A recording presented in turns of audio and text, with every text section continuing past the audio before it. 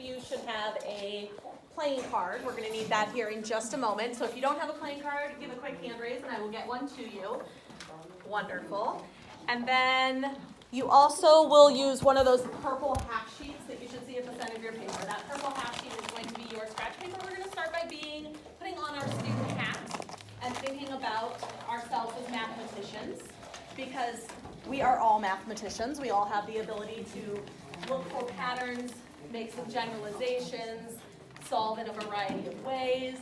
And we are going to start out with a problem I like to call the Mr. Doss problem. So Mr. Doss is a furniture maker who is putting together stools and chairs. Okay, Mr. Doss is a furniture maker putting together stools and chairs. Each stool has 3 legs and each chair has 4 legs. If Mr. Doss was to use the same seats for the chairs and the stools, how many kinds of each could he make if he had 20 seats and 68 legs? So what is this problem about? It's about what? Chairs? Okay. And stools, right? Good. So this problem is about chairs and stools. Mr. Doss wants to make some furniture.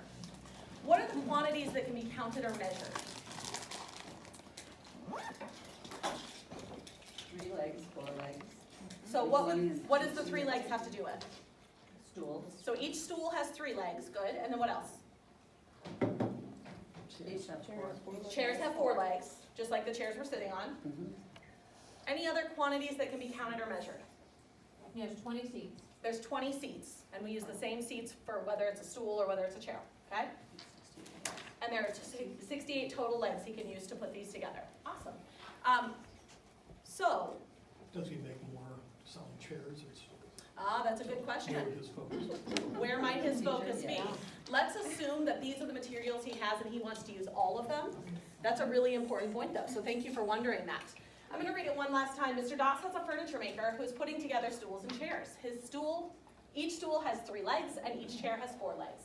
Mr. Doss was able to use the same number or the same seats for each of the chairs and stools. How many of each could be made if he has 20 seats and 68 legs? What we just engaged in was called the 3 reads protocol. It's a protocol that can be used for all students, but specifically it helps our learners of English and our students who struggle with understanding what's happening in a story problem, kind of get an idea for it. It's really common for kids, especially by high school, to do what I call grab and compute. Like, oh, there's some numbers in there. I'm just going to grab those numbers, and then I'm going to do something to them. And I'm not really sure what, but I know I'm supposed to use all the numbers, and I know I'm supposed to do something to them. So it helps slow kids down and really understand the context. So we start by saying, what's the story about? What are the important numbers that can be counted or measured? And then the 3rd read, we read it again, and we ask folks to think about how might you go about solving this. So on your purple sheet, I'm going to ask you to think about how might you go about solving this problem. And there are a variety of ways to do so. So use the strategy or approach that makes the most sense for you.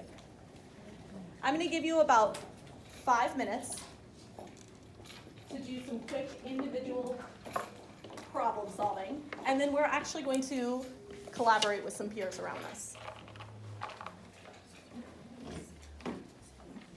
I'm just shooting in the dark here.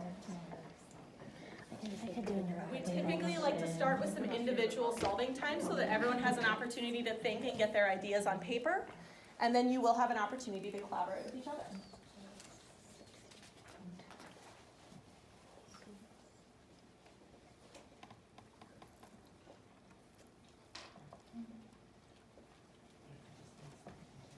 I'm sorry, it was chocolate bagel.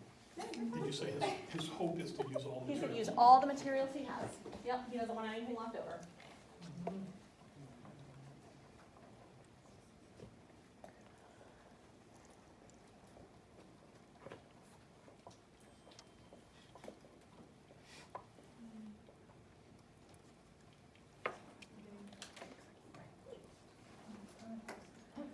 Some really great strategies happening here.